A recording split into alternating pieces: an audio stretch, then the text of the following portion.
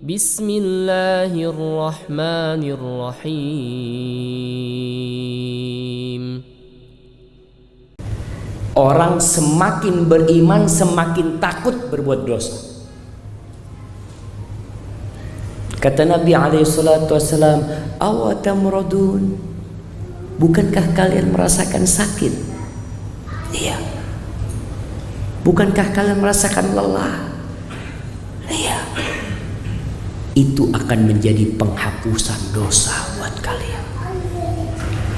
Jadi tatkala ada musibah di keluarga kita, musibah di kerjaan kita, jangan suka mencari kambing hitam.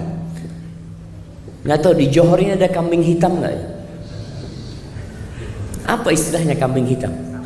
Sama. Masya Allah. Jangan suka mencari kambing hitam. Kata Allah Jalla Jalaluh, ma asabaka min hasanatin faminallah.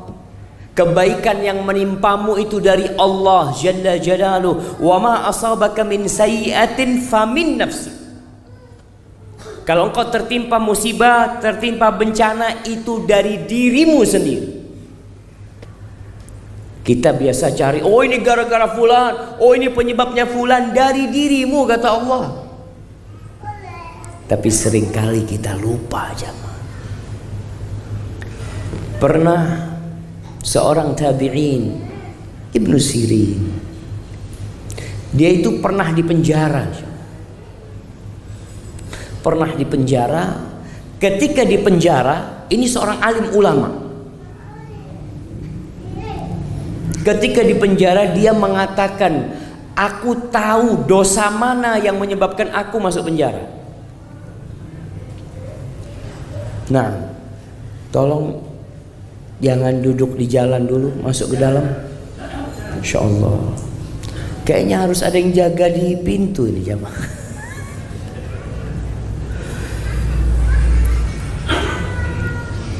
Nah, dia mengatakan aku tahu karena dosa yang mana. Jadi dulu Ibnu Sirin pernah menegur temannya. Temannya itu bangkrut. Lalu kata Ibnu Sirin, ya muflis, wahai orang yang bangkrut. Kemudian dia dibikin bangkrut oleh Allah kira-kira setelah 40 tahun. Dan dia tahu gara-gara dosa yang mana. Lalu peristiwa ini dikomentari oleh ulama yang datang selanjutnya mengatakan, qallat dzunubul qaum fa'alimu min aina utu. Dosa-dosa mereka tuh sedikit dosa mereka, sehingga mereka tahu tatkala terkena bencana gara-gara dosa yang mana. Wa kathurat dzunubuna, dosa kita banyak. Kalau kita kena musibah kita mau mikir gara-gara dosa yang mana, lupa kita. Semua dicatat. Maka kita minta perlindungan kepada Allah, karena musibah itu bisa menimpa kita, keluarga kita, anak-anak kita. Man yahdillah fala mudhillalah wa man yudlil fala hadiyalah. Barang siapa yang diberi petunjuk oleh Allah, maka tiada satupun yang bisa menyesatkan itu manusia. Supaya kita, Masya Allah, ini minuman sudah pada datang ya ma. Kita baru mulai kajian, Masya Allah. Itu salah satu nikmatnya kajian di restoran. Jadi langsung bisa makan, langsung bisa minum. Barang siapa yang diberi petunjuk oleh Allah, maka tiada satupun yang bisa menyesatkan itu orang. Dan sebaliknya, barang siapa yang disesatkan dalam kehidupan ini, kalau kita datangkan 1000 ustadz, kita datangkan 1.000.000 ulama untuk mengeluarkan dia dari kesesatannya, tidak akan pernah bisa. Kita tahu anak Nabi Nuh alaihi salam, anaknya Nabi Nuh. Nabi Nuh ini berdakwah berapa tahun jemaah? 950 tahun panjang umur Nabi Nuh. Beliau habiskan untuk berdakwah, mengajak kaumnya kepada Allah Azza wa Jalla. Anaknya sendiri salah satunya nggak masuk Islam. Bahkan tatkala air itu sudah mulai keluar dari bumi, hujan dari atas ya, kemudian perahu itu sudah mulai naik, anaknya Nabi Nuh alaihissalam ini mendaki gunung. Nabi Nuh sedang di kapal, dipanggil anaknya, ya bunayya arkam ma'ana, ananda engkau naik sama kami, jangan masuk menjadi orang-orang kafir. Apa kata anaknya? Sa'awi ila jabalin ya'simuni minal ma, aku akan mendaki gunung yang akan menyelamatkan aku dari air. Anaknya sendiri. Supaya kita tahu hak memberikan hidayah itu haknya Allah Jalla Jalaluhu. Dan Allah lebih tahu siapa yang pantas mendapatkan hidayah. Pernah suatu hari seorang alim ulama, Bishr Al-Hafi, dia itu habis sholat isya mau pulang ke rumahnya. Sampai rumahnya dia buka pintu, dia nggak masuk ke rumahnya sampai subuh. Sampai subuh. Ditanya sama keluarganya, ada apa engkau? Engkau nggak masuk ke rumah, nggak keluar, diam di pintu. Kata Bishr, iya, ketika aku masuk, aku ingat ada Bishr yang agamanya Nasrani, ada Bishr yang agamanya Majusi, ada Bishr yang agamanya Yahudi, dan Allah menjadikan aku Bishr yang Muslim. Dia mengatakan ini nikmat yang agung yang Allah berikan kepadaku, menjadikan kita orang Islam. Kata dia. Dia ingat Allah tuh berbuat baik kepada kita. Jangan pernah merasa berbuat baik kepada Allah Azza wa Jalla. Ada manusia-manusia yang datang kepada Nabi SAW menunjukkan keislaman mereka, seakan-akan mereka berbuat baik kepada Nabi SAW karena dia masuk Islam. Nih kayak kita nih datang kajian, jangan merasa berbuat baik sama Allah Azza wa Jalla. Allah yang berbuat baik sama kita, kita bisa datang ke majelis ilmu. Majelis di mana rahmat Allah turun, di mana sakinah meliputi mereka, di mana malaikat-malaikat, jemaah. Bayangkan, malaikat-malaikat itu mengelilingi majelis ilmu. Malaikat yang dulu pernah disuruh sujud kepada Nabi Adam alaihissalam, dia datang ke majelis ilmu. Maka bersyukurlah ketika dapat hidayah. Berdoa tidak pernah berhenti mengatakan ihdinas siratal mustaqim. Ya Allah, tunjukkan kami ke jalan yang lurus. Orang yang baik bisa jadi mati su'ul khatimah. Dan orang yang mungkin menurut kita orang jahat bisa mati husnul khatimah. Siapa yang tahu?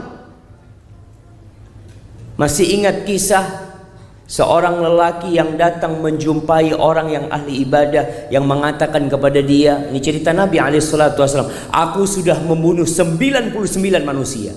Berapa yang dia bunuh? 100 kurang 1. Dia tanya, hali min taubah, masihkah aku bisa bertobat? Sudah membunuh 99 manusia. Kalau ada orang datang kepada antum mengatakan, Ustadz, saya sudah bunuh 99 orang Pak Ustadz, mungkinkah saya bertobat? Antum melihat ini orang jahat, mau tobat, kata dia. Kata orang ini, nggak ada, engkau habis bunuh 99 orang mau tobat, nggak ada pintu tobat buat engkau. Apa kata pembunuh ini? Langsung dibunuh lagi yang ke-100. Selesai. Nah, karena dia merasa kalau nggak ada pintu tobat, ada apa aku jadi orang baik? Nggak ada pintu tobat. Lalu dia tanya, apakah ada orang yang alim? Kata dia, ada. Kata dia. Ditunjukkan kepada orang yang alim. Bedanya orang yang ahli ibadah biasanya pakai perasaan. Tapi orang yang berilmu dia pakai ilmu. Datang kepada orang yang alim, ditanya, aku sudah bunuh berapa? 100 orang. Yang satu ahli ibadah, dia bunuh. Orang baik dia bunuh. Mungkinkah aku bertobat? Apa kata alim ini? Wa malladzi yahulu bainaka wa bainat taubah. Apa yang menghalangimu dari pintu taubat? Gak ada. Allah tuh membuka pintu taubatnya sampai mentari terbit dari barat. Allah itu masih membuka kesempatan untuk kembali kepada Allah selama nyawa belum sampai ke kerongkongan. Tapi apa kata orang alim ini? Tapi engkau harus pindah dari kampungmu. Engkau dari kampung yang jahat. Kalau engkau balik ke negerimu, nanti kau akan bunuh orang lagi di sana. Engkau pindah ke negeri yang lain. Ganti kawan, ganti teman. Akhirnya berangkat ini jamaah. Orang ini berangkat menuju negeri yang baik. Di tengah jalan mati, belum berbuat baik satu pun, belum. Mati di tengah jalan. Subhanallah. Datang malaikat rahmat, datang malaikat azab. Malaikat azab mengatakan, ini bagianku. Dia sudah bunuh 100 orang dan belum berbuat baik. Ini dia bagianku. Kata malaikat rahmat, tidak. Dia bagianku. Dia datang dari kampung sana mau pindah, mau hijrah. Dia bagianku. Akhirnya malaikat ini ribut, dikirim sama Allah malaikat untuk mengukur jarak antara dua kampung tersebut. Ketika diukur ternyata lebih dekat ke negeri yang baik. Dan dia pun diambil oleh malaikat rahmat jamaah. Maka jangan berhenti berdoa. Minta diteguhkan hatinya. Mengatakan Allahumma inna nas'aluka husnal khatimah. Kita kadang-kadang melihat ada orang gak bener ya. Oh kayaknya nih penghuni neraka nih. Ana alhamdulillah insyaallah udah masuk surga. Siapa yang jamin? Tidak ada. Mereka ingat man yahdillah fala mudhillalah wa man yudlil fala hadiyalah. Wa asyhadu an la ilaha illallah wahdahu la syarikalah wa asyhadu anna Muhammadan abduhu wa rasuluh wa habibuhu wa khaliluh salawatu rabbi wa salamuhu wa barakatuhu alaihi wa ala alihi wa ashabihi ajma'in, amma ba'd. Jamaah rahimakumullah, apa yang akan kita bahas malam ini? Tadi kita ngobrol sama teman-teman, tajuk kita malam ini, aku tak berbahagia. Masya Allah. Siapa yang malam ini tak berbahagia? Anak kasih hadiah. Jemaah, apa semuanya bahagia yang ada di sini? Ada yang tersenyum duduk di sini, tapi hatinya sedang menangis, hatinya sedang bersedih. Udah nikah, Masya Allah. Berapa tahun nikah? Berapa? 3 tahun. Bahagia enggak? Bahagia terus? Oh enggak. Anak kasih hadiah, Masya Allah. Kadangkala bahagia, kadangkala tidak. Masya Allah. Semua ketika menikah itu ingin kebahagiaan. Tapi ada, kenapa Ana berbicara tentang kebahagiaan dengan menikah? Karena tadi Bang Sakib cerita besok ada yang mau nikah di sini. Ini disiapkan untuk orang-orang yang menikah. Orang yang menikah ingin bahagia. Buktinya apa? Dia bikin undangan. Undangan itu bahasa Melayunya apa? Jemputan. Masya Allah. Dia bikin jemputan. Ketika dia hendak menikah, dia ingin mengumumkan kepada seluruh umat manusia, besok saya akan menikah. Kamu hadir ya? Engkau hadir ya? Hadir, aku akan menikah. Tapi ketika terjadi perceraian, adakah yang dia jemput? Dia bikin jemputan, jamaah insya Allah besok saya akan bercerai ya. Ayo, enggak ada. Ada nggak yang sewa di atas itu untuk perceraian, Bang Syakir? Nggak ada, jemaah. Karena semua menikah, semua kawin untuk sebuah kebahagiaan.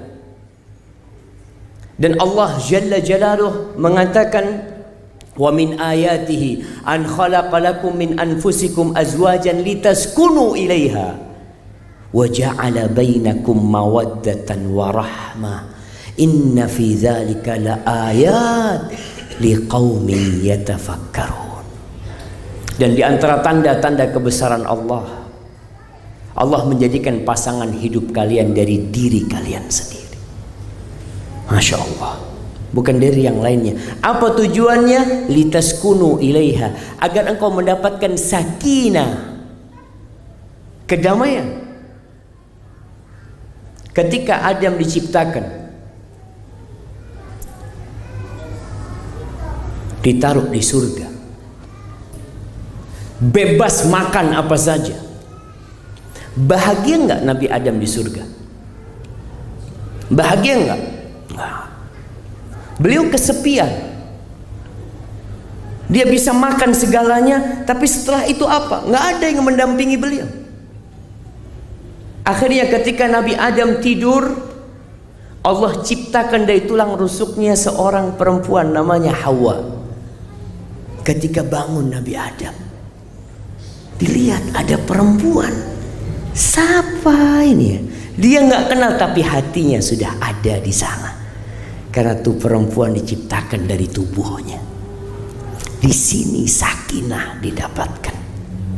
Makanya kalau bicara menikah, menikah itu tidak harus cinta. Tidak harus cinta.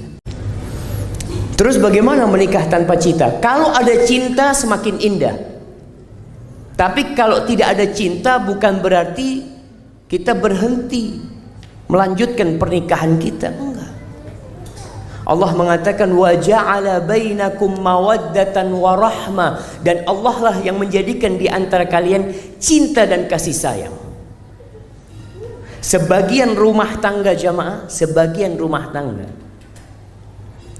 itu penuh dengan cinta, tapi sebagian lainnya cinta sudah hilang. Yang tersisa itu kasih sayang. Karena anak pernah dengar ada cerita, ada seorang teman perempuan, dia ziarah ke rumah temannya yang suaminya meninggal dunia. Ibu-ibu, puan-puan di belakang, kalau suaminya meninggal dunia bahagia apa susah? Puan-puan, bahagia apa susah? Ada yang susah, ada yang bahagia. Dari duluan nunggu mati ini, kok nggak mati-mati? Nah betul jemaah. Ini kejadian, temannya itu bela sungkawa, ya Allah engkau ditinggal mati sama suamimu. Kata dia, alhamdulillah, kata dia. Anak capek ngelayanin dia, kata dia. Oh, udah selesai urusannya sama dia. Masya Allah, ada yang seperti itu. Karena yang tersisa dalam rumah tangga terkadang itu hanya kasih sayang, hanya kesian. Jadi ada bapak-bapak itu yang ngelihat istrinya udah bosan. Ngelihat istrinya, ya Allah ya, ingin ganti yang baru tapi nggak berani, gitu kan. Nah, terus gimana? Ya udahlah, semoga bisa masuk surga bareng istri. Ada yang seperti itu. Jadi kalau bicara cinta, mungkin dia sudah hilang kecintaan.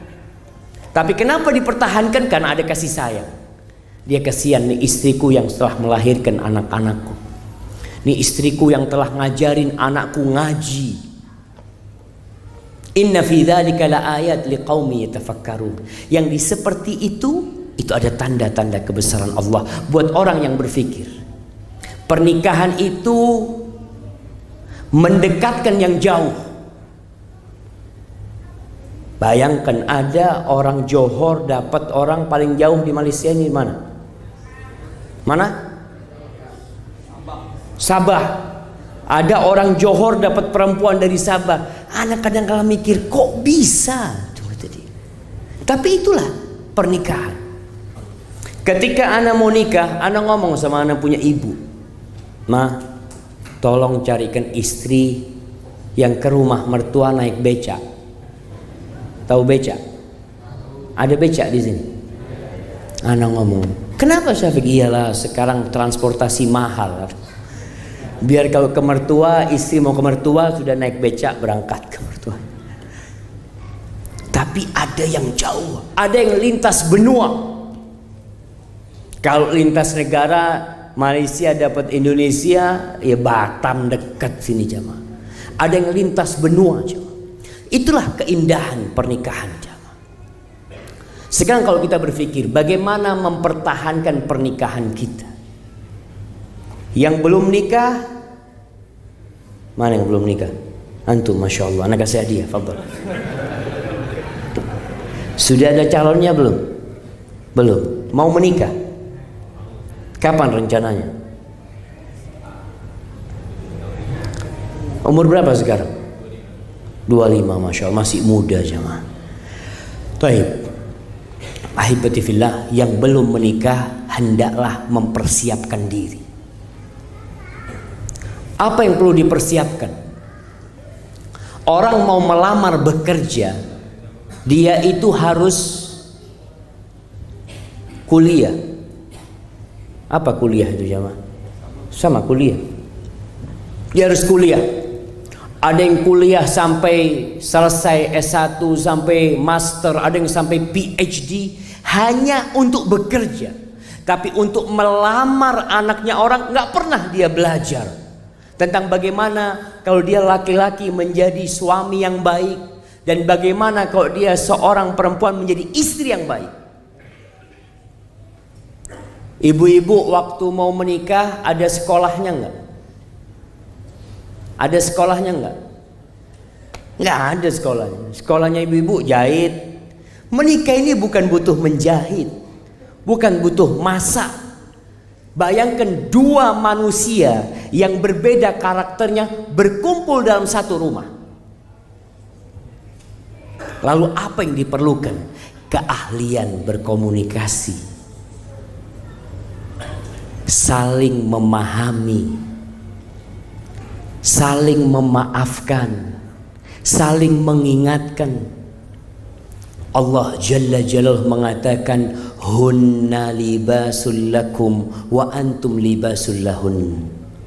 Nih buat para lelaki, tuh perempuan-perempuan itu pakaian buat kalian, pakaian. Dan kalian pakaian buat mereka. Kalau bicara pakaian, tentunya kita ingin pakaian yang indah. Kita ingin pakaian yang bagus. Berarti kita harus milih. Nah, jangan salah pilih suami ibu-ibu. Dan bapak-bapak, jangan salah pilih istri. Kadangkala kita dulu nggak ngerti tentang bagaimana memilih pasangan hidup. Yang salah siapa? Kita. Jangan cari kambing hitam lagi. Jangan menyalahkan orang lain lagi. Kita yang memilih pasangan hidup kita. Akhirnya ada yang rumahnya seperti neraka, ada yang rumahnya seperti surga.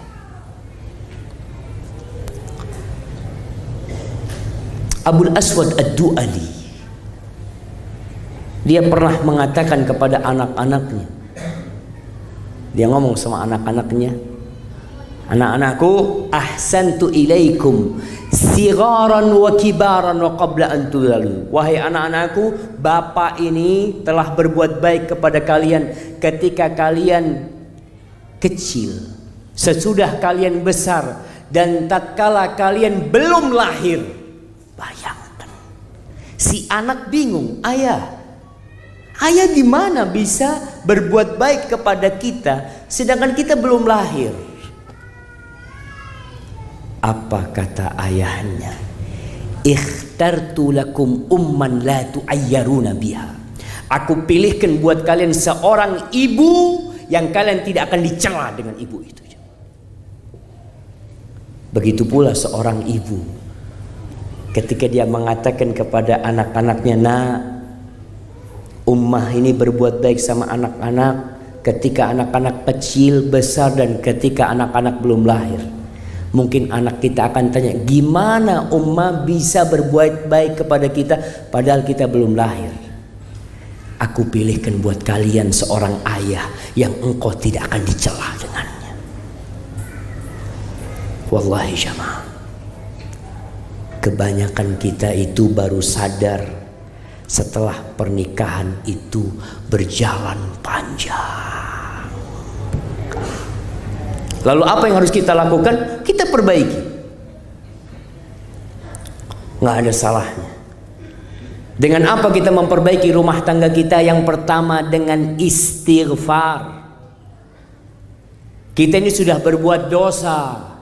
Rasulullah sallallahu alaihi wasallam mengatakan, tungkahul mar'a li arba'. Perempuan dinikahin karena 4 hal. Karena hartanya, karena cantiknya, karena nasabnya, dan karena agamanya. Antum udah nikah? Belum? Masya Allah. Antum udah nikah bang? Masya Allah. Udah berapa lama nikah? Oh, 13 tahun. Boleh anak tanya bang? Anak kasih hadiah dulu lah. Insya Allah. Fadhal. Pertanyaannya, mana mic? Mikrofon mana? Nah. Kasihkan kepada beliau. Taib. Waktu pilih istri, karena apanya? Nabi SAW mengatakan karena 4 hal. Karena cantik, kaya, bangsawan, agama. Waktu dahulu milih istri karena apa? Karena cantik, Masya Allah. Jadi bukan karena agamanya kan? Masya Allah, ini terus terang. Betul. Banyak pernikahan itu karena melihat wajah. Menyesal nggak bang?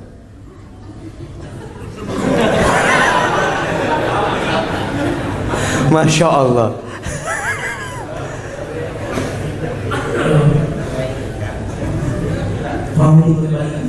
Mau diperbaiki. Alhamdulillah, alhamdulillah. Kadangkala sama-sama menyesal, istrinya menyesal, suami menyesal.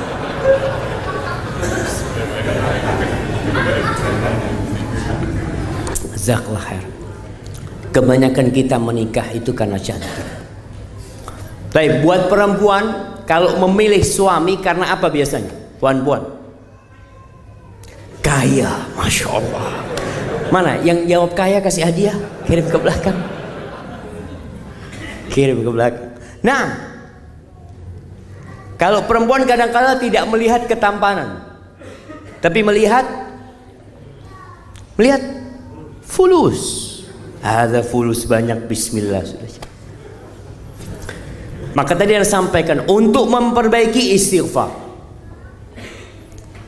Karena kita sudah melanggar arahan syariat. Rasul sallallahu alaihi wasallam mengatakan buat para perempuan dan buat para orang tua, "Idza ja'akum man tardawna dinahu wa khuluquhu fa'ankihu."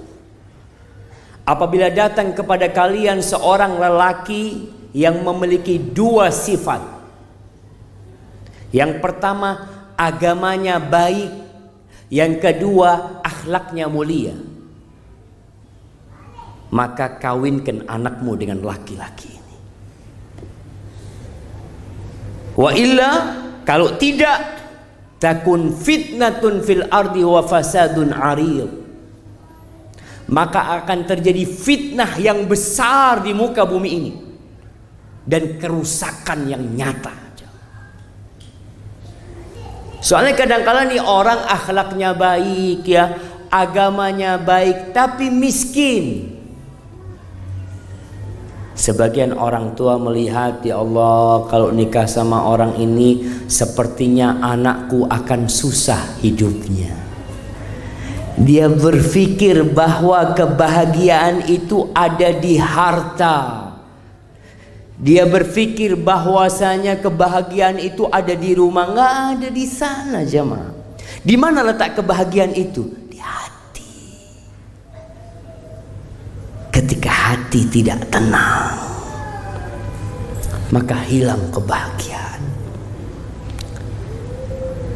Rasulullah sallallahu alaihi wasallam mengatakan ad-dunya mata' wa khairu mata'iha al-mar'atu salihah.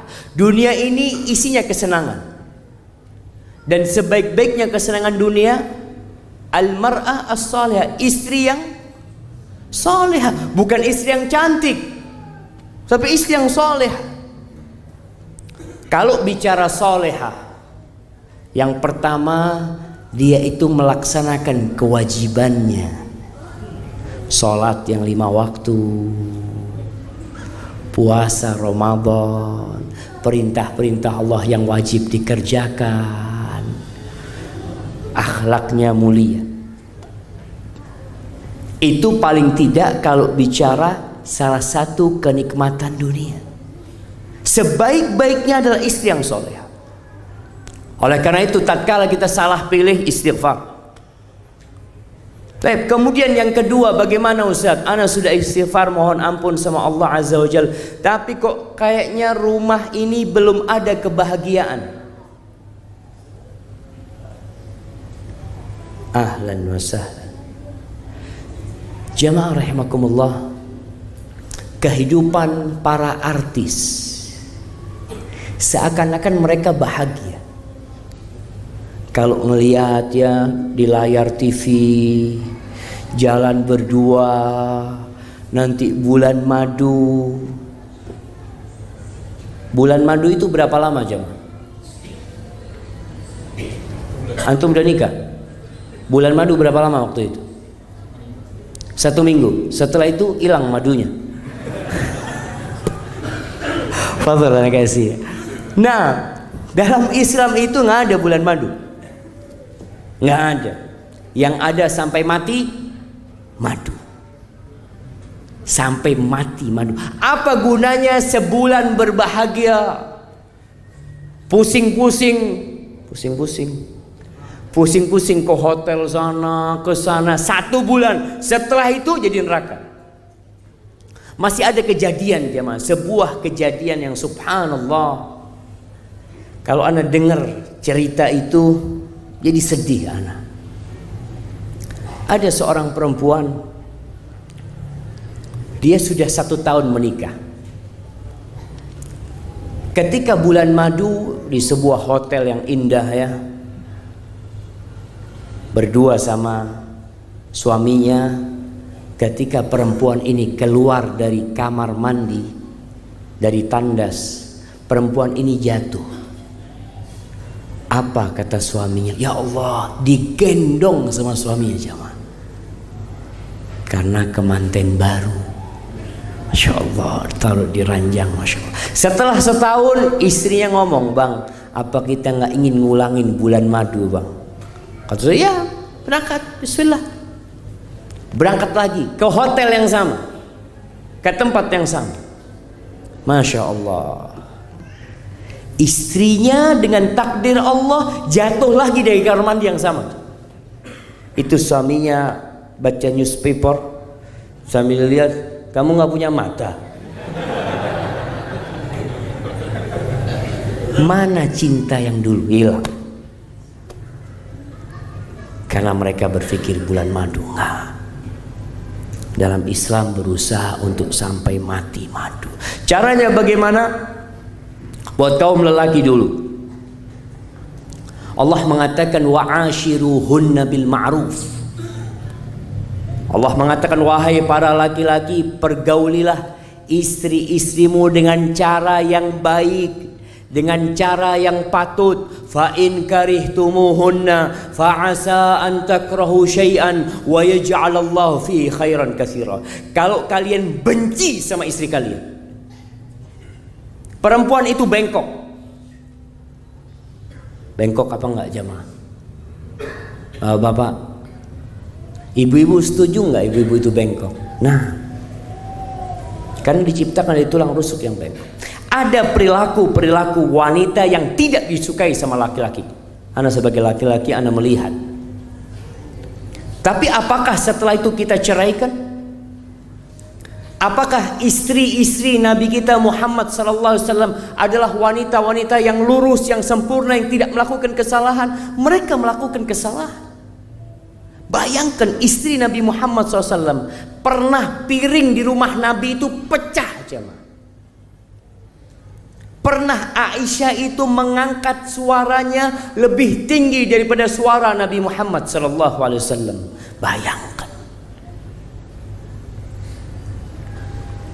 Apa yang dilakukan Nabi SAW ketika piring itu pecah di hadapan tamu-tamunya? Kalau pecah di dapur biasa, tapi kalau pecah di ruang tamu, tamu sedang ada. Nah, antum udah nikah? Kira-kira kalau di ruang tamu istri antum marah mecahin piring, banyak tamu-tamu, apa yang dilakukan? Mic, kasih mic, mikrofon. Nah, silakan bang.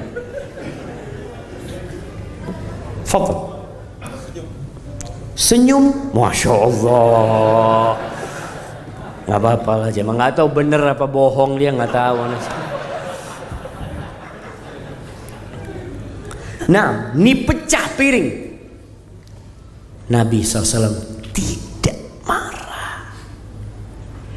Beliau mengatakan kepada tamu-tamunya, gharat ummukum, ibunda kalian lagi cemburu, kata dia. Masya Allah.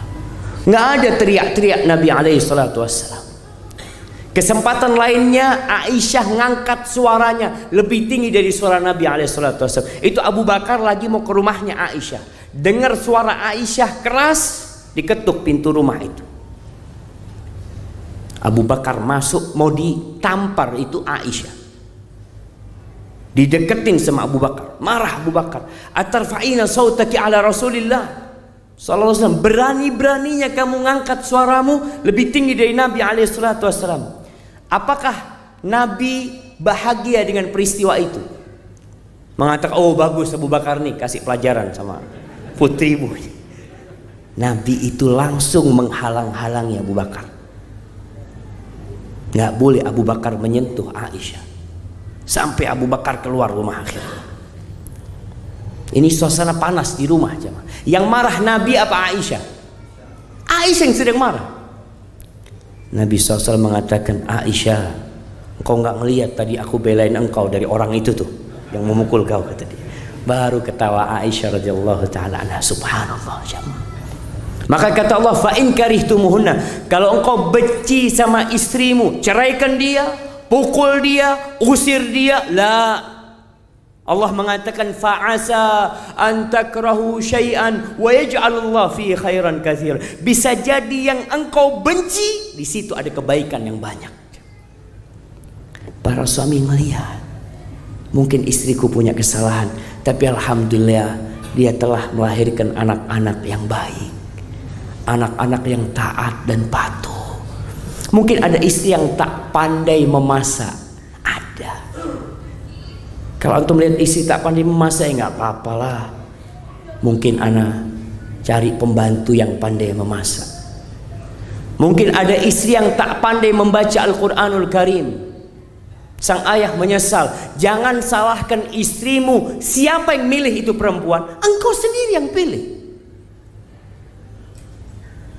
Maka tatkala melihat istrimu tak pandai mengaji, engkau panggilkan guru ngaji. Subhanallah syama.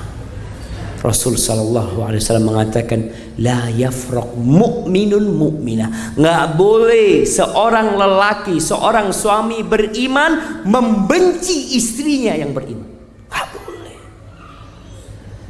Terus gimana? In kariha minha khuluqan radiya minha akhar. Kalau ada akhlak istrinya yang buruk, bukankah ada yang baik?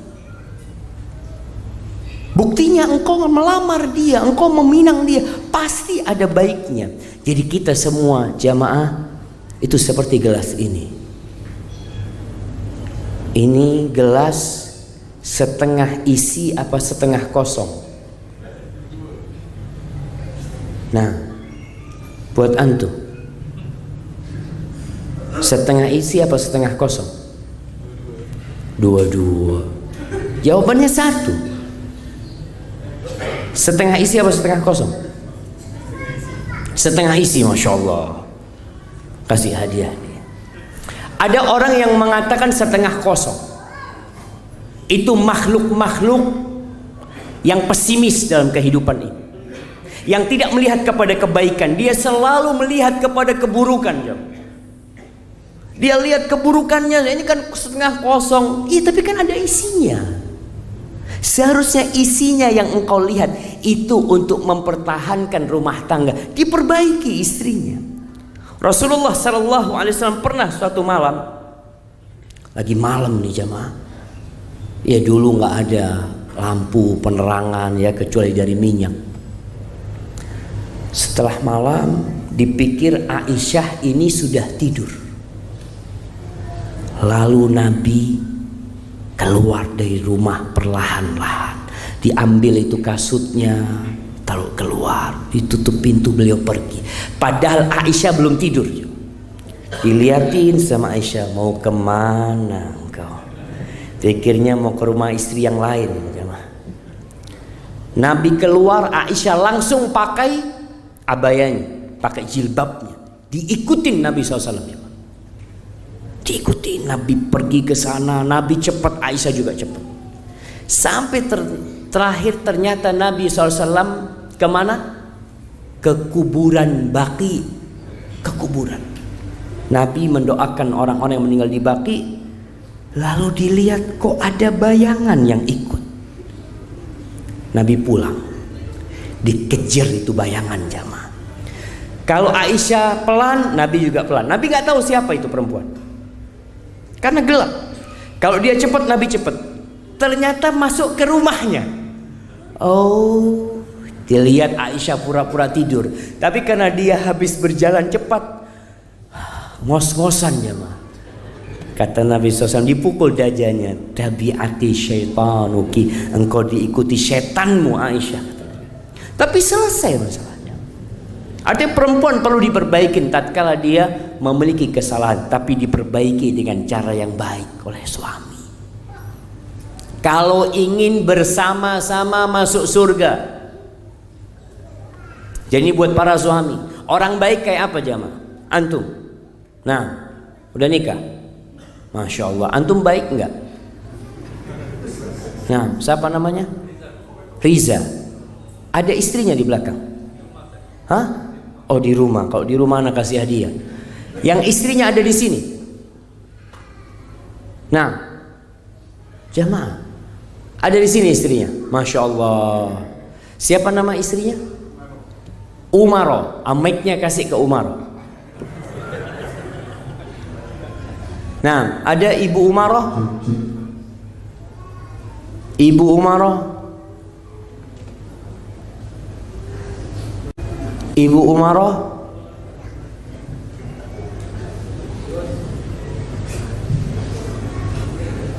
Masya Allah. Udah berapa tahun menikah Pak? 25 tahun. Masya Allah. Nggak ingin ganti istri nggak? Ketawa-ketawa dia. Karena ada istrinya ketawa-ketawa. Masya Allah. Tapi Ibu Umaroh, mic-nya udah dipegang? Nggak ada istrinya bang. Kayaknya hilang istrinya. Nggak ada. Malu istrinya. Masya Allah, malu istrinya. Cari yang lainnya bang. Tunggu dulu mic-nya, pegang dulu di sana. Siapa yang bawa istri lainnya? Nah, berapa tahun nikah bang? 9 tahun. Siapa nama istrinya? Khadijah. Halijah. Halijah. Ya, kasih mic-nya, Masya Allah.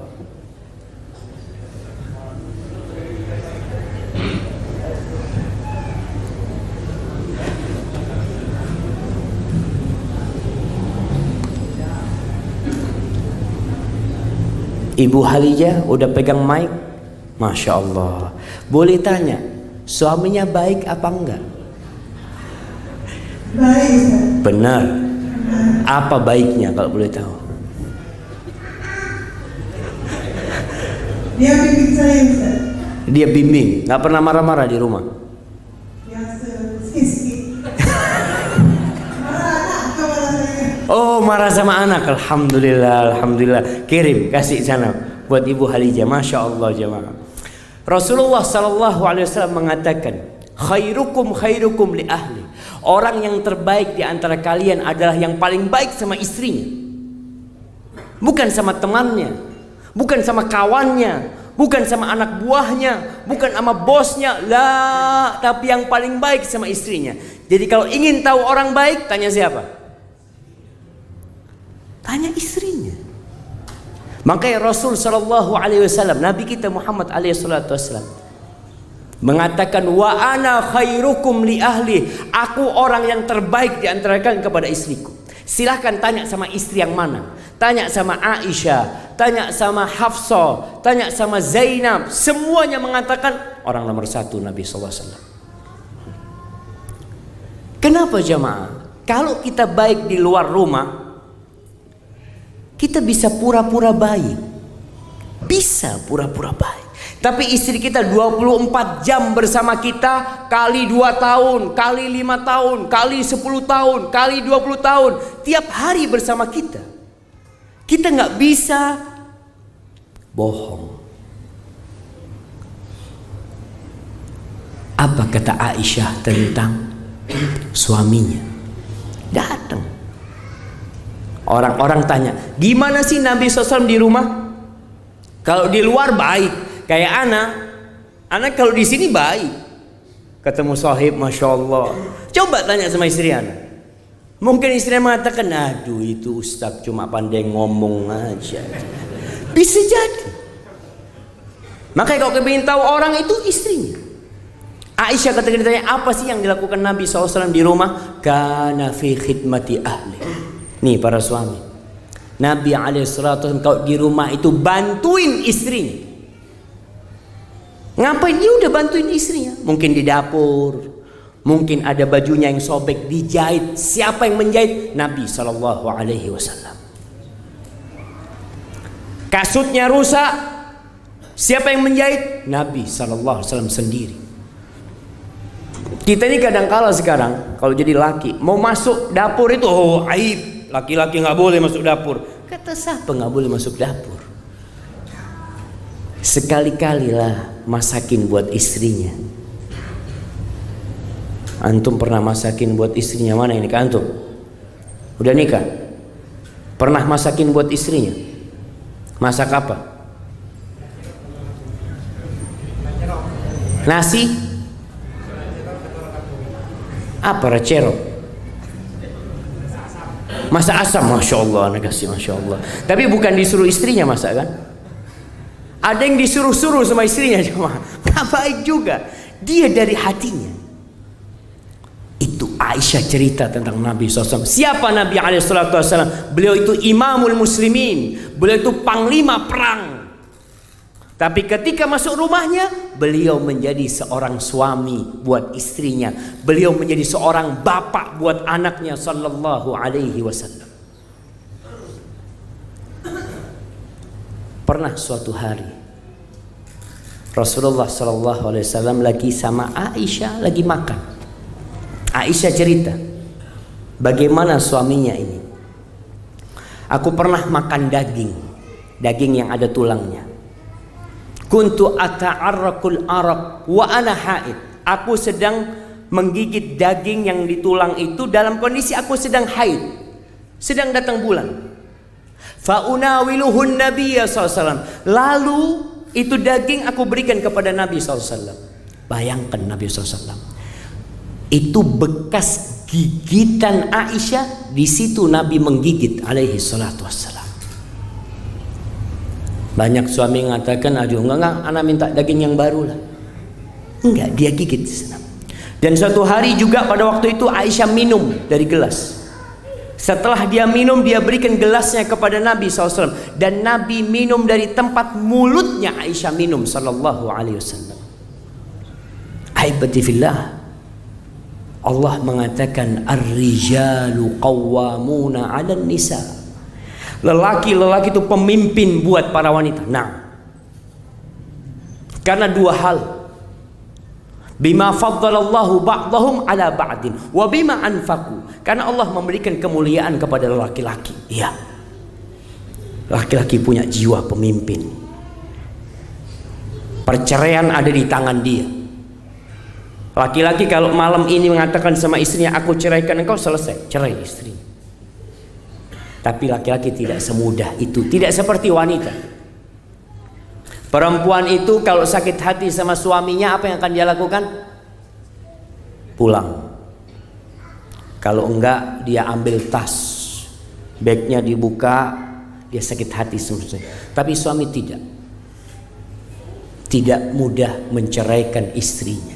Kalau hak cerai itu ada di tangan perempuan, kira-kira bapak-bapak ada yang punya istri? Mungkin semuanya sudah diceraikan sama istrinya. Istrinya sakit hati, bang, udah bang, aku ceraikan engkau. Betul, karena perempuan itu perasaannya besar sekali. Maka Allah berikan kepada laki-laki, wa bima anfaqu min amwalihim, dan laki-laki menjadi pemimpin karena dia memberikan nafkah kepada istrinya. Tapi bukan berarti suami itu jadi pemimpin sewenang-wenang sama istrinya. Tidak. Kelak pada hari kiamat akan ada persidangan. Nih buat para suami dan para istri, dengarin. Semua akan disidang.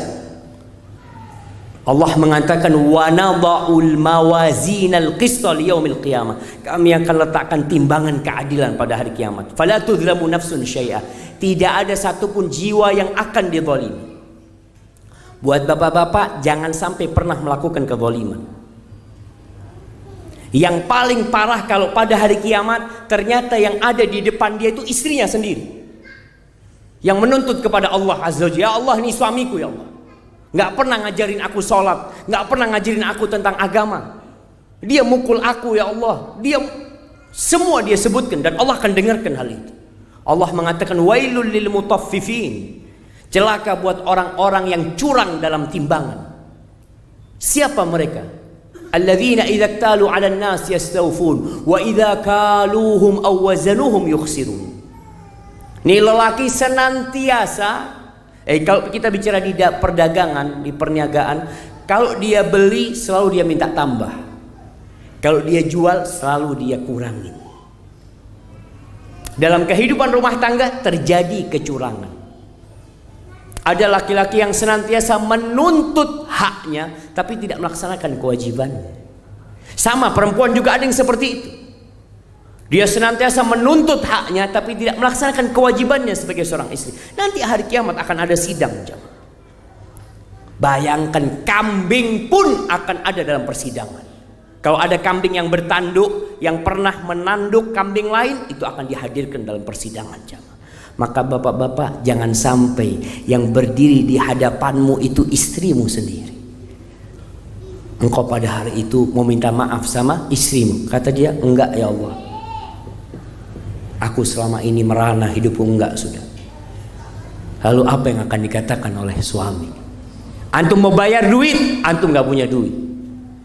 Yang ada amal soleh antum akan diberikan kepada orang-orang yang antum zalim. Yang banyak memasukkan orang ke neraka itu lisan. Hati-hati lisan kita. Baik, itu bagi para suami. Jadilah engkau manusia terbaik buat istrimu. Jadi berbuat baik sama istri ini insya Allah jauh dari riya, jemaah. Kenapa jauh dari riya? Karena nggak ada yang ngelihat. Tapi kalau berbuat baik kepada temannya, di kantor, banyak yang ngelihat. Itu kita bisa buktikan hal yang seperti itu. Adapun buat para wanita, Rasulullah SAW pernah ditanya, man khairun nisa, siapakah wanita yang terbaik? Nih, banyak perempuan yang belum bisa jadi istri yang baik. Dia menuntut kesempurnaan di suaminya. Dia ingin suami yang sempurna, yang tidak melakukan kesalahan. Nggak bisa. Suamimu tuh makhluk yang penuh dengan kekurangan. Dia bukan malaikat. Engkau akan senantiasa melihat kekurangan-kekurangan suamimu. Tapi yang harus engkau lakukan adalah taat kepada suami. Ketika Nabi SAW ditanya, man khairun nisa, siapakah wanita yang terbaik? Kata Nabi SAW, allati idza nadarta ilaiha sarratka, perempuan yang kalau engkau memandang kepada dia, dia akan menyejukkan hatinya.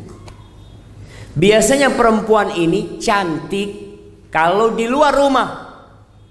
Luar rumah, Masya Allah, dia bersolek, dia pakai gelangnya, dia pakai cincinnya, dia pakai sido warna hijau, warna apa. Itu kalau di luar rumah. Kalau di dalam rumah, subhanallah, tidak menarik. Ini contoh wanita-wanita yang tidak baik. Ada perempuan-perempuan yang sebelum menikah, Masya Allah, tubuhnya indah. Setelah menikah, Masya Allah, waktu baru nikah beratnya 48. Menikah dapat 2 tahun jadi 84. Suaminya ngelihat, astagfirullah, ini istrinya siapa ini? Padahal istrinya sendiri. Itu. Jadi perempuan setelah menikah tolong jaga penampilan. Jangan karena sudah punya suami dia makan seenaknya, dia nggak olahraga, dia kerja cuma duduk-duduk. Perlu engkau melakukan itu untuk menyenangkan suami. Bikin suami kalau pulang kerja tidak ingin keluar rumah. Bikin suami kalau pulang kerja nggak ingin keluar rumah. Bagaimana caranya? Sambut dia ketika datang. Bukakan pintu buat dia. Masya Allah jamaah. Waktu anak ke Jepang, anak dikasih tahu sama teman Indonesia yang menikah dengan wanita Jepang. Anak tanya, gimana perempuan-perempuan Jepang? Masya Allah, pelayanan dia sama suami, Masya Allah. Kalau anak berangkat kerja, itu istri anak menghantarkan anak ke pintu pagar rumah. Biasanya dibawain bekal. Kemudian dia tidak meninggalkan pagar itu sampai anak hilang dari pandangan mata dia. Ditungguin suaminya sampai hilang baru dia masuk rumah. Sekarang kadang-kala suaminya mau berangkat kerja, anak berangkat ya. Oh ya bang, berangkat. Dampingin suaminya sampai pagar rumah. Dilihat suaminya sudah pergi, baru engkau masuk rumah. Itu. Kemudian kalau anak pulang kerja, Masya Allah, padahal istrinya mu'allaf baru masuk Islam. Artinya ini tradisi yang ada di antara mereka. Mu'allaf baru masuk Islam. Kalau anak pulang kerja, anak punya kut dibukain Ustadz ya. Kemudian anak punya kasut dibukain. Kemudian kos kaki anak dibukain. Kemudian kaki anak dicuci air hangat Ustadz. Masya Allah. Siapa kalau pulang kerja kakinya dicuci sama istrinya pakai air hangat? Anak kasih hadiah. 3 hadiahnya. Mana jamaah? Masa nggak ada jamaah? Dibukain jaketnya. Terus antum kalau masuk rumah diapain sama istri? Ini ibu-ibu, puan-puan tolong. Suami ini mungkin ada yang memiliki suami yang kurang akhlaknya, yang mungkin jahat sama istrinya. Tapi wanita itu memiliki kekuatan untuk membuat suaminya ini jadi baik, insya Allah. Pernah ada sebuah cerita, mungkin ini sebuah permisalan. Ada seorang perempuan datang kepada Ustadz, dia mengatakan, Ustadz, kata dia, anak ini ribut terus sama suami anak itu, macam-macam. Tolonglah anak dikasih resep bagaimana suami anak supaya bisa baik sama anak. Apa kata guru ini? Engkau datangkan kepadaku 3 kumis singa. 3 kumis singa, kata dia. Gitu kata dia. Masya Allah. Dia berangkat ke tempat singa, jemaah. Tiap hari singa itu dilemparin makanan. Terus pelan-pelan sampai dia jadi kenal sama singa ini. Sampai deket singa itu tidur, digunting kumisnya, diambil 3. Datang kepada gurunya, ini Pak Guru, saya bawa 3 kumis singa.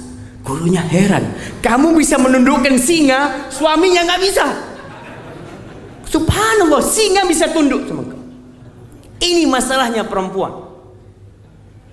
Dia bisa bikin suaminya baik, bisa. Asalkan apa? Jangan sampai suaminya lapar. Jangan sampai suaminya lapar. Jangan sampai suaminya itu yang diinginkan tidak dia dapat. Artinya sang wanita berusaha memenuhi. Dia udah tahu jemaah, masalah yang terjadi itu remeh. Banyak perempuan mengatakan, Ustaz, sebenarnya masalahnya remeh. Kalau engkau tahu remeh, selesaikan. Nggak perlu minta bantuan orang, engkau bisa menyelesaikan sendiri. Kalau masalahnya masalah dapur, engkau siapkan masalah dapur. Ada suami-suami yang Masya Allah, yang marah karena tehnya habis. Betul bapak-bapak. Ya, ini teh kok habis ini? Marah sudah. Makanya mulai saat ini bikin teh 1 termos. Suami, mana teh? Bang, ada termos. Oh ya, nggak jadi marah dia. Tiap mau marah kelihatan termos dia. Alhamdulillah. Ada suami yang marah karena kopiahnya, topinya nggak ada. Yang salah siapa? Suami sebenarnya. Jadi suami buka topi, ditaruh di mana dia lupa. Yang dia marahin siapa? Istri. Istri kalau dimarahin jangan pernah bantah. Jangan mengeluh. Abang taruh di mana topinya? Jangan. Terus gimana Ustaz? Cari topinya.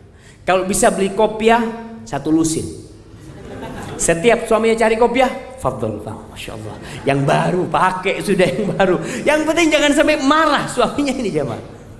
Makanya Rasul SAW mengatakan sifat perempuan yang paling baik yang kalau dipandang menyenangkan hati. Maka perempuan-perempuan jangan pernah tanya lagi kalau suaminya pulang kerja, jangan ditanya dari mana. Tapi ditanya apa? Mau apa? Jadi suami kalau masuk rumah, bang mau apa? Mau teh apa? Teh tarik, TO, kopi O, apa sudah tahu. Kalau bisa bikin buku menu di rumah. Buku menu, suami datang, bang, fadl bang, mau yang mana? Insya Allah. Bener jemaah. Kenapa bapak-bapak ini lebih suka di warung, di rumah makan? Kenapa ibu-ibu? Karena di rumah makan tidak pernah ditanya dari mana. Ada datang ke rumah makan, dari mana bang? Ada. Yang ditanya, mau apa? Masya Allah, langsung dikasih. Makanya bapak-bapak itu lebih betah di warung daripada di rumah. Maka bikin. Mulai saat ini perbaikin. Artinya bisa diperbaikin. Sebagaimana tadi singa. Siapa yang tidak tahu dengan ganasnya singa? Tapi singa itu bisa duduk di sebelah orang. Dielus-elus, Masya Allah, dia tidur di sampingnya. Ana melihat sendiri bagaimana singa itu tunduk kepada manusia. Karena apa? Karena keinginannya dipenuhin. Jangan sampai dia lapar. Dia lapar dimakan tuh orang. Baik, yang kedua, wa idza amartaha ata'atka. Kalau disuruh taat sama suami. Jangan pernah membantah, capek, lelah, layani suami. Dan masalah yang paling penting buat suami ini masalah tempat tidur, masalah ranjang. Rasulullah SAW mengatakan, ayyumra'atin, perempuan mana saja yang dipanggil sama suaminya ke tempat tidurnya lalu dia menolak, mungkin alasannya capek, mungkin lelah, mungkin macam-macam, dia menolak, mungkin dia marah sama suaminya, fa'abat fabata ghadban, lalu suaminya marah, la'anathul malaika hatta tusbih, malaikat akan melaknat ini perempuan sampai subuh. Anaknya siapa yang nangis ya?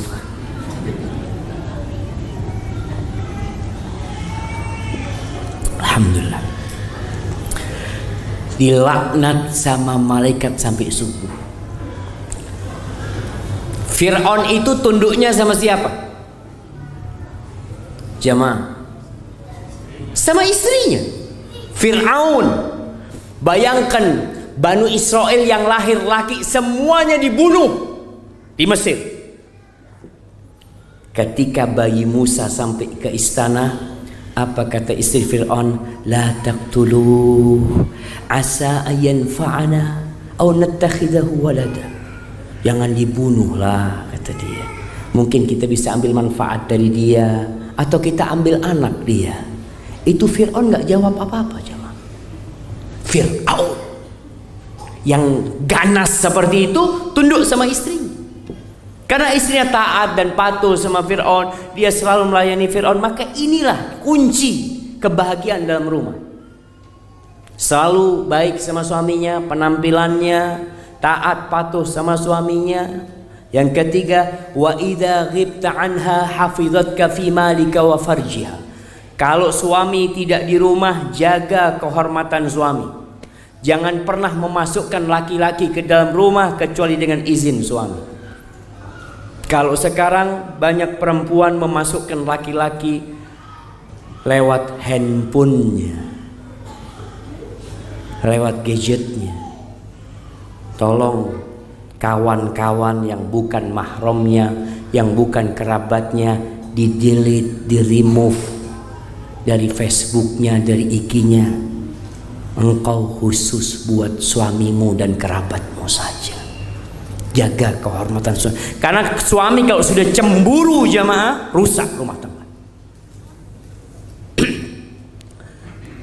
Ada perbedaan kecemburuan wanita dengan kecemburuan laki-laki. Apa bedanya? Siapa yang tahu? Anak kasih hadiah. Apa bedanya? Bahasa Melayu cemburu apa? Sama, cemburu. Apa bedanya cemburunya perempuan sama cemburunya laki-laki? Jamaah, sama, ada bedanya.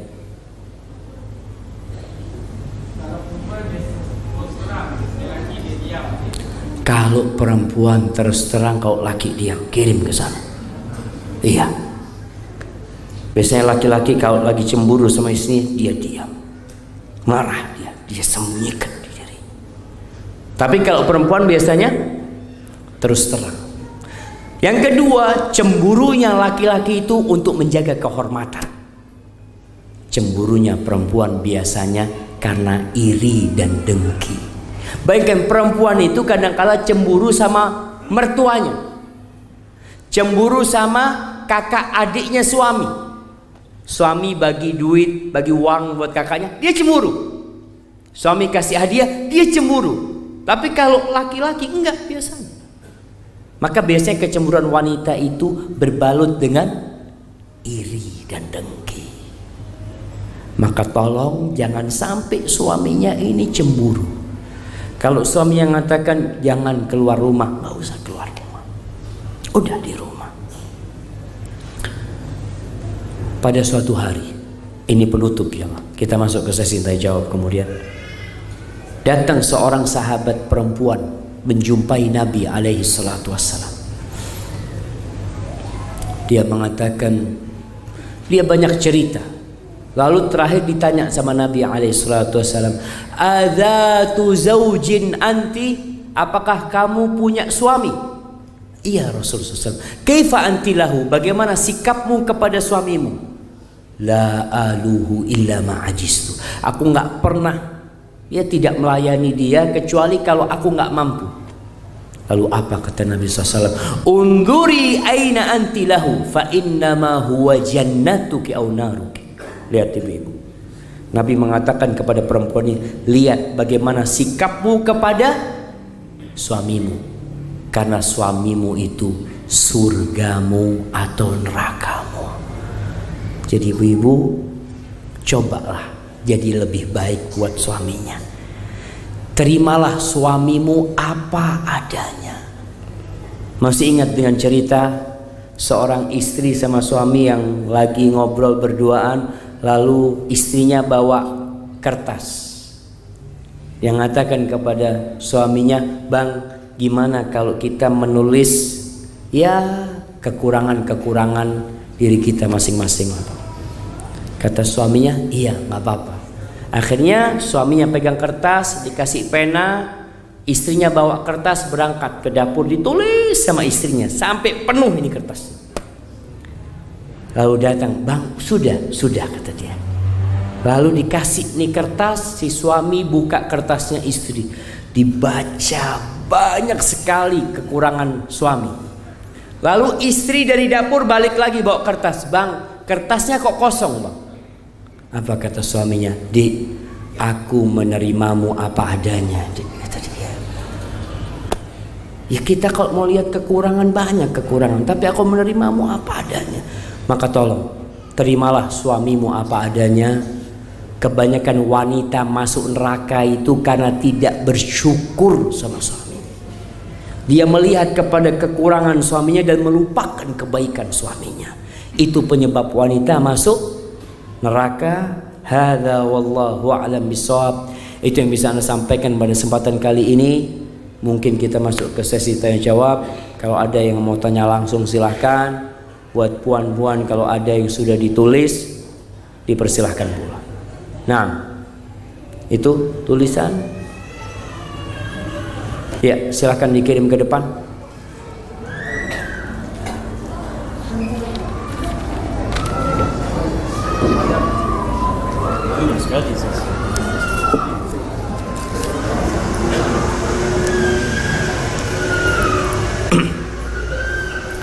Nah, ini soalan pertama.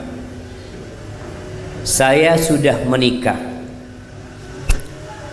namun tinggal satu rumah dengan mertua dan ipar. Di dalam rumah sering ipar tidak menutup aurat di rumah. Saya kurang senang dan selalu memberontak di rumah. Apa nasihat Ustadz buat saya dan istri? Iya jemaah, berkaitan dengan ipar ya. Kita itu menganggap ipar itu seperti mahram kita kadang-kadang. Oh nggak apa-apa kan cuma ipar. Padahal Rasulullah SAW ketika ditanya tentang ipar, beliau mengatakan alhamu al-maut. Ipar itu adalah kematian. Kenapa kok disebut kematian? Karena orang berpandangan kan iparnya, kan saudara istrinya. Di sini godaan setan semakin besar sehingga banyak terjadi perzinaan di rumah gara-gara kumpul sama ipar. Maka nasihat anak, dia pindah rumah. Walaupun harus sewa rumah, harus kontrak rumah, jangan yang jauh. Atau ada aturan dalam rumah tersebut, karena ada orang lain, kalau di rumah tolong pakai jilbabnya. Walaupun dalam rumah, karena sebagian orang berpikir jilbab ini dipakai di luar. Jilbab itu dipakai kalau ada orang lain, orang asing. Selalu saya tersibukkan dengan hal dunia sehingga tidak mau hadir ke majelis ilmu. Apa nasihat Ustadz untuk diri jika selalu futuh? Ahibati fillah, sebagaimana kita makan tiap hari 3 kali, yang makan itu santapan jasmani untuk tubuh kita, jiwa kita juga butuh santapan.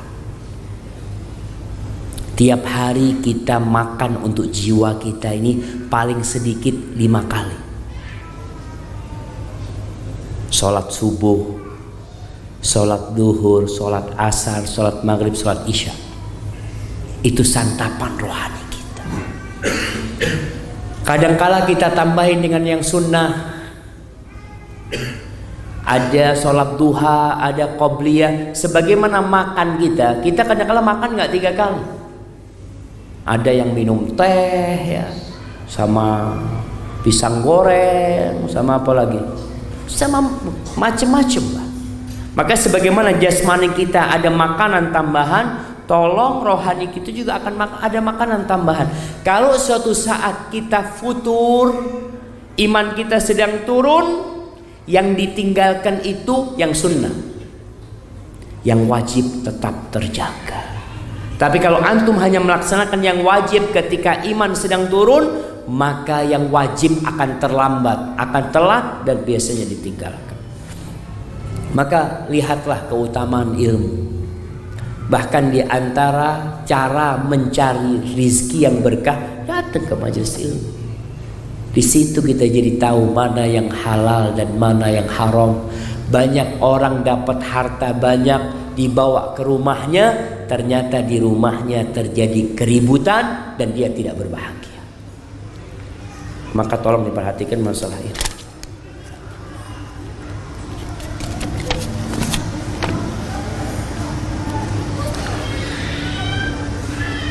Apakah yang membedakan antara bidadari surga yang merupakan istri di dunia dengan bidadari yang telah tersedia untuk suami kita di surga? Bedanya jamaah, bidadari yang di surga yang bukan dari istri kita itu Allah menciptakannya secara langsung, inna ansha'nahunna insya. Itu bidadari tidak pernah beramal soleh di dunia, tidak pernah capek lelah berbuat amal kebajikan di dunia. Makanya bidadari yang istri kita itu akan jadi pemimpin bidadari-bidadari di surga. Karena dia masuk surga setelah perjuangan dengan rahmat Allah di dunia, dia masuk surga. Maka bedanya dia akan menjadi yang paling indah buat suaminya kelak di surga Allah Azza wa Jalla. Maka jangan berpikir istri itu kadangkala cemburu dengan bidadari. Ngomong sama suaminya, enak bang ya kalau abang masuk surga ada bidadari katanya. Sampai sama bidadari dia itu cemburu ya. Nanti di surga nggak ada kecemburuan. Allah cabut sifat hasad itu jauh. Yang ada semuanya kesenangan di surga Allah Azza wa Jalla. Amalan apakah yang membedakan antara ridha dan sabar? Adakah bersedih terlalu lama itu termasuk tidak ridha? Jadi kalau bicara antara sabar dan ridha jemaah, sabar itu sebuah tingkatan yang paling rendah, menerima takdir Allah Azza wa Jalla. Artinya sabar itu menahan diri dari berkata atau berbuat yang dibenci sama Allah Azza wa Jalla. Dia tahan diri. Ditinggal mati sama anaknya, dia berat tapi dia tahan diri. Dia tidak pernah mengatakan, ya Allah kenapa anakku kok mati, ya Allah kenapa, enggak, dia tahan diri. Dia tahu ini takdir Allah Azza wa Jalla. Adapun ridha, ini ridha sudah bentuk pasrah sama Allah Azza wa Jalla. Ya Allah pasti ada hikmahnya, Allah tahu mana yang lebih baik ya. Ada tingkatan yang lebih tinggi dari ridha, yaitu syukur. Orang ditinggal mati sama anaknya, dia mengatakan inna lillahi. Yang pertama dia mengatakan inna lillahi wa inna ilaihi raji'un, dan dia memuji Allah Azza wa Jalla. Makanya orang yang seperti ini, yang sudah memuji Allah, dia mengatakan ya Allah nikmat yang engkau berikan banyak ya Allah. Seperti cerita Mus'ab bin Zubair, Urwah bin Zubair Urwah bin Zubair ini kakinya dipotong jemaah. Ketika kakinya dipotong karena penyakit, dia mengatakan alhamdulillah ya Allah, engkau kasih aku 2 kaki dan 2 tangan. Engkau ambil 1 ya Allah, yang engkau sisakan lebih banyak daripada yang engkau ambil. Dia bersyukur jemaah. Dia punya anak 7, yang paling tua mati, jatuh di kandang kuda, kemudian meninggal dunia. Dia mengatakan, ya Allah, engkau berikan kepada aku 7 anak, yang engkau ambil cuma 1, engkau sisakan 6, ya Allah, bagimu segala puji, ya Allah. Ini tingkatan ridha plus syukur. Maka lihatlah kepada nikmat Allah sehingga kita akan ridha dan syukur. Sejatinya nikmat Allah lebih banyak daripada musibah yang menimpa kita. Kalau kita bicara penyakit, berapa tahun kita hidup dengan penyakit dan berapa tahun kita hidup sehat? Lebih lama kita hidup sehat.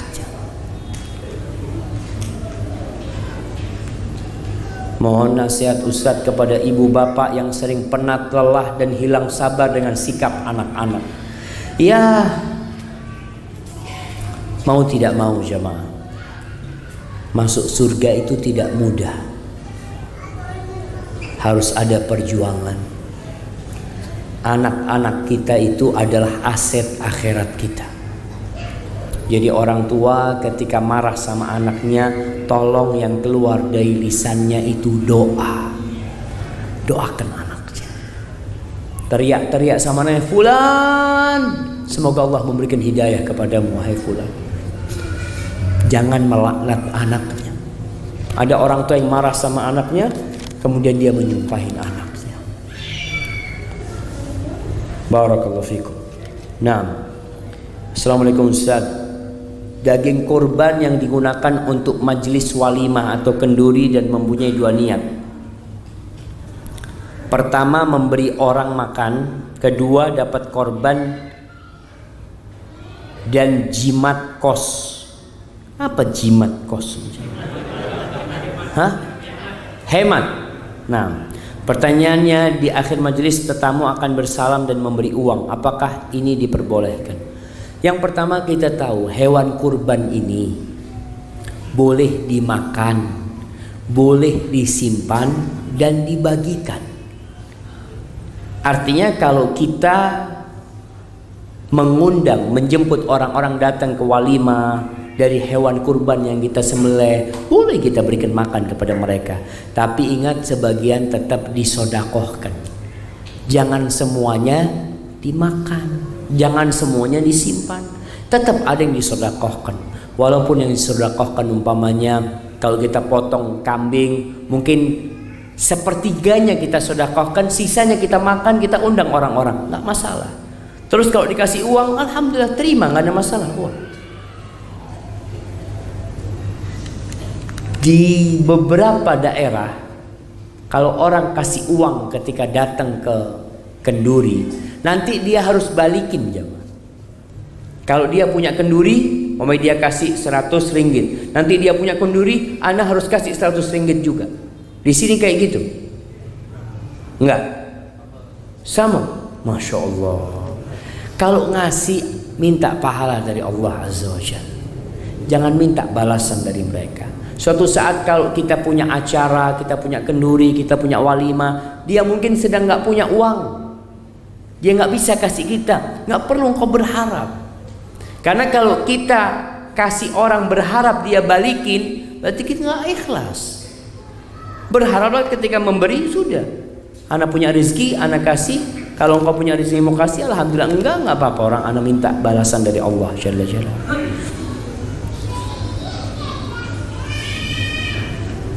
Bagaimana mengatasi ibu-ibu yang membawa anak kecil, ujung-ujungnya mengganggu suasana kajian?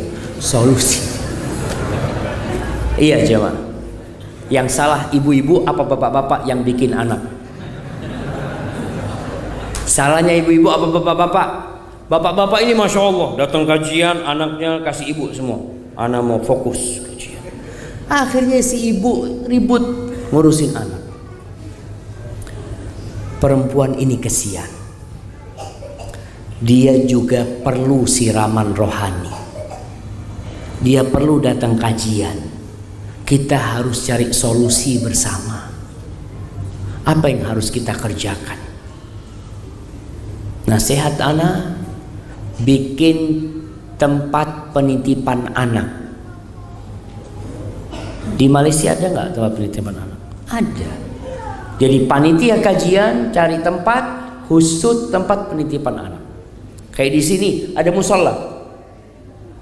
Yang bawa anak di musola, kemudian di musola dikasih sound di sana, kemudian dikasih layar televisi, mereka biar di sana.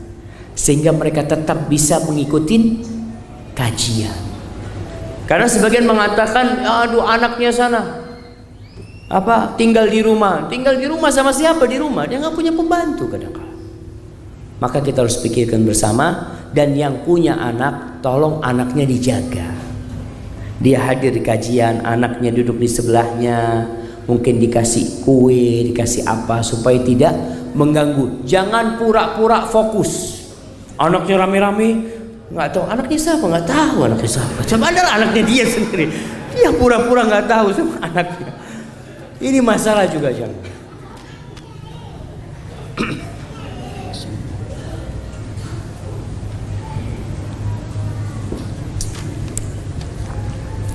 Assalamualaikum Ustaz. Waalaikumsalam. Bagi suami yang bekerja ya? Hah? Oh, dan istri yang menguruskan segala urusan di rumah, namun kebaikan istri tidak terlihat. Bagaimana untuk menyikapi kesadaran suami untuk menghargai para istri, dan tip para istri agar dapat mempertahankan rumah tangganya? Syukur.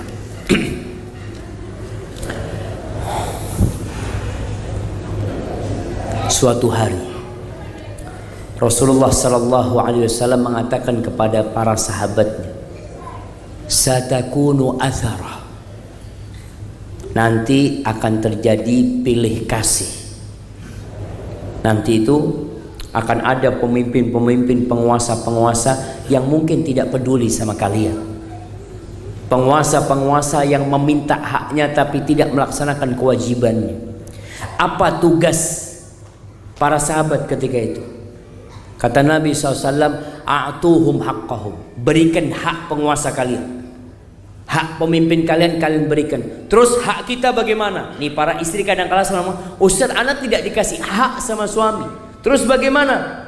Wasallallahu alladzi lakum, minta hak kalian sama Allah Azza wa Jalla. Kalau suami tidak memberikan haknya istri, suami mungkin zalim sama istri, jangan itu menjadi beban buat hidupnya. Engkau boleh sakit tubuhmu, tapi jangan pernah menderita hatimu. Buat para istri, engkau punya Allah Rabbul Alamin.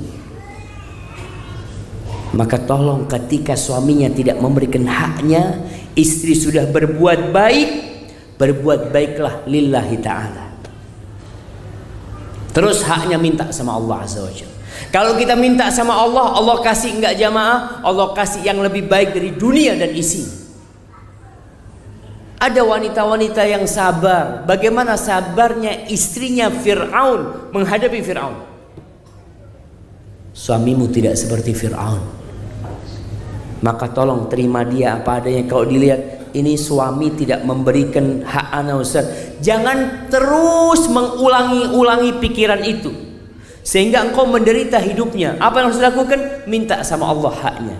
Di sepertiga malam akhir, hamparkan sejadahmu, mohon sama Allah Azza wa Jalla. Allah itu mengatakan, ud'uni astajib lakum, mintalah kepadaku, pasti aku kabulkan. Dan tugas istri udah laksanakan haknya terus. Karena sejatinya setiap kelelahan seorang istri tidak akan luput dari catatan malaikat-malaikat. Ada malaikat kiraman katibin ya'lamuna ma taf'alun, yang mereka tahu apa yang dikerjakan istri. Masya Allah jamaah, ada kejadian di Australia. Ada seorang perempuan yang dulu dia sempat telepon ana. Dia mengatakan, Ustaz, ana punya suami dokter. Subhanallah Ustaz, semua pasien dia kalau ketemu ana selalu memuji suami ana. Masya Allah, engkau beruntung ya, hidup dapat suami sebaik itu.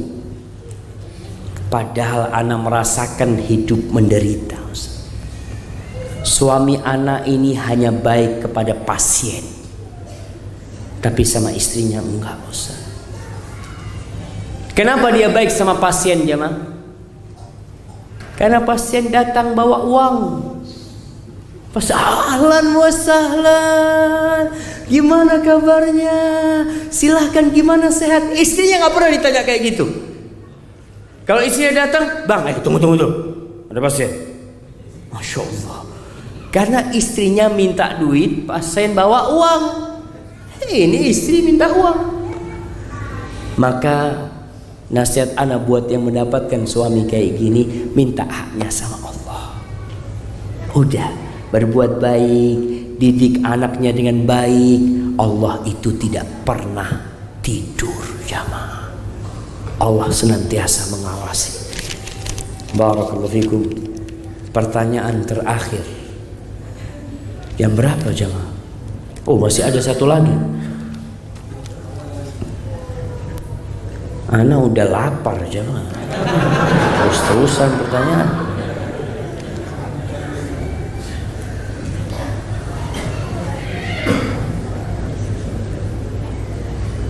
Nah, jadi kalau mendengar kematian, ada orang meninggal dunia, apa yang harus kita lakukan?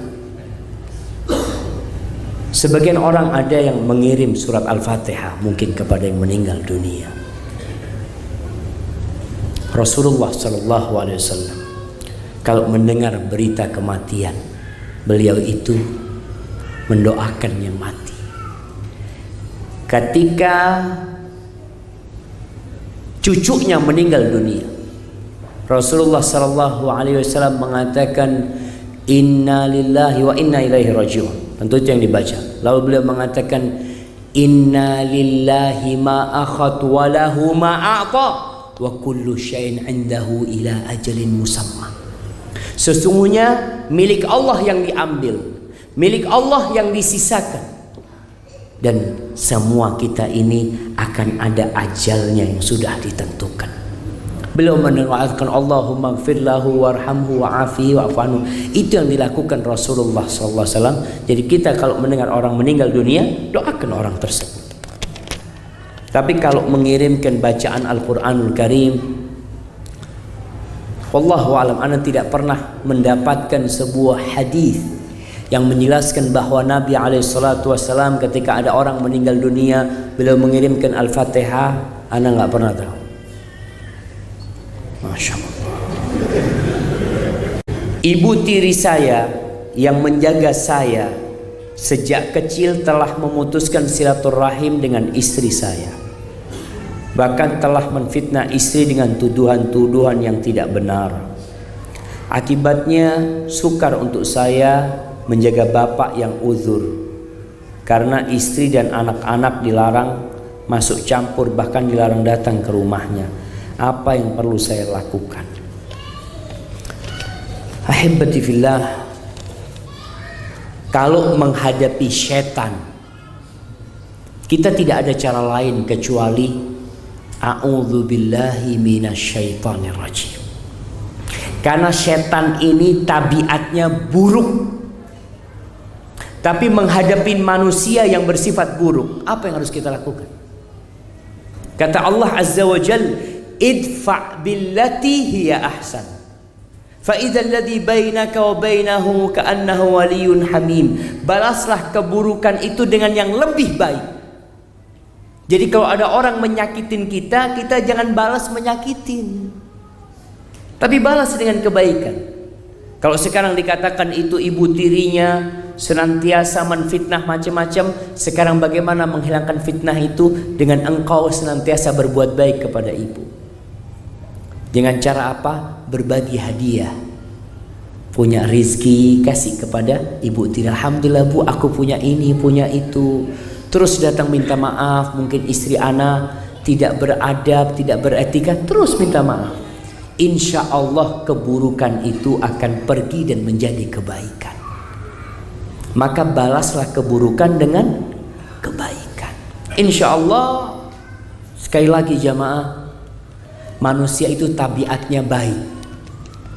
Kalau kita berbuat baik sama dia, semoga dia berubah menjadi orang baik. Taib, ini yang terakhir. Ustaz pingin nikah muda, tapi apa doa yang mempercepat jodoh? Terima kasih Ustaz. Iya, Rasul SAW mengatakan kepada anak-anak muda ini, apa kata Nabi SAW? Ya ma'syarus syabab, wahai para pemuda, man istata'a minkumul ba'a falyatazawwaj. Barang siapa yang memiliki kemampuan untuk menikah, hendaklah dia menikah. Kenapa? Fa innahu aghaddu lil basar wa ahsan lil farj. Karena menikah itu akan membantu menundukkan pandangan, menahan pandangan, dan menahan kemaluan. Yang nggak mampu karena tak punya uang, apa yang dilakukan? Puasa. Apa kira-kira amalan yang bisa mendatangkan jodoh? Yang pertama, istighfar. Istighfar itu membuka pintu langit, jamaah. Kemudian doa di waktu-waktu mustajab. Banyakin sedekah, banyakin puasa sunnah. Kemudian cari istri yang baik.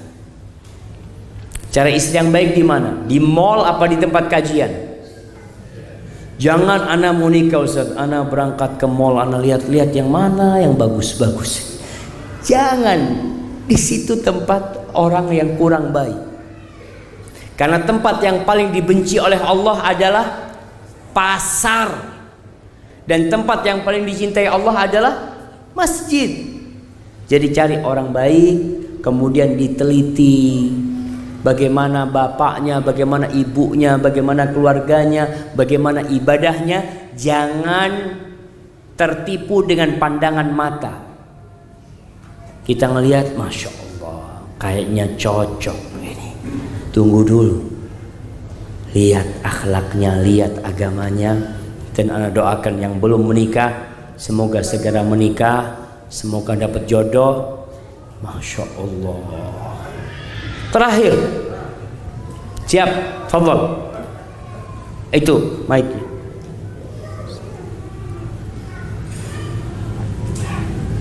Assalamualaikum warahmatullahi wabarakatuh. Waalaikumsalam warahmatullahi wabarakatuh. Saya Abdul Hamid bin Abdullah ingin menanyakan satu pertanyaan Ustaz mengenai umrah. Di luar daripada tajuk, daripada apa katanya orang Indonesia. Kalau di sini daripada tajuk. Nah, Jadi saya mau tanya masalah umrah. masalah Umrah.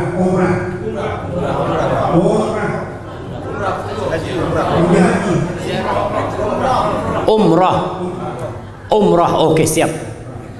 Jadi yang saya tanyakan itu kalau tak pakai ihram pergi Mekah tak boleh. Tapi ada yang membolehkan.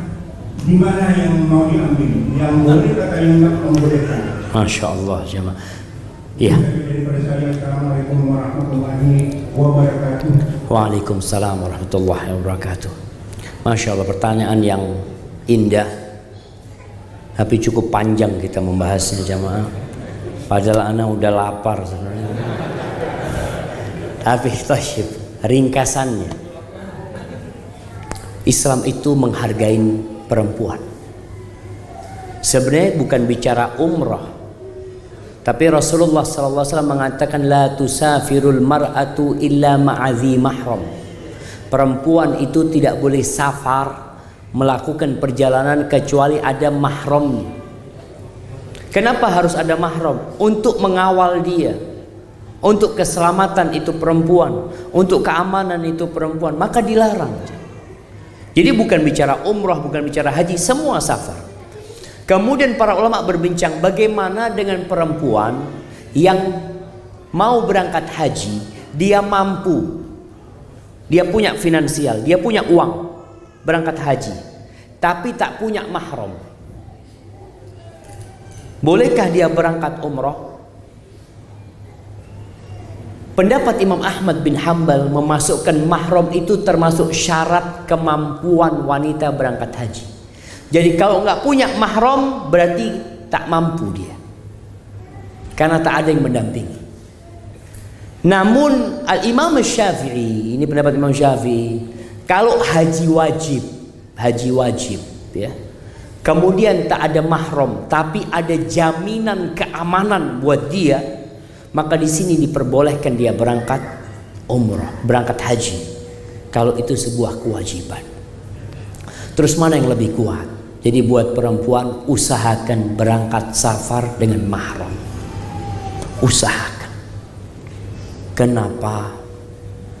Karena ibadah umrah atau haji ini perlu pendampingan. Ada perempuan-perempuan yang berangkat tanpa mahram kemudian tergoda sama laki-laki di sana nantinya, ya. Kemana suaminya? Nggak ada suaminya, Ustaz. Kemana keluarganya? Ada, Ustaz, tapi uangnya nggak cukup. Tabung uangnya sampai cukup, dia bisa berangkat sama mahramnya, berangkat. Itu lebih mulia, lebih utama. Walaupun tadi ada pendapat yang membolehkan berangkat tanpa mahram, tapi dengan syarat ada jaminan keamanan buat dia tidak ada yang gangguin, tidak ada yang godain, seperti itu. Walaupun anda lihat, usahakan tetap dengan mahram, jamaah. Hadza wallahu a'lam bissawab. Itu yang bisa anda sampaikan. Apabila itu benar, itu dari Allah Azza wa Jal. Kalau ada yang salah dan kurang berkenan, itu dari diri anda pribadi. Allah dan Rasulnya terbebaskan dari kesalahan itu. Subhanakallahumma bihamdika asyhadu an la ilaha illa anta astaghfiruka wa atubu ilaik. Wassalamualaikum warahmatullahi wabarakatuh.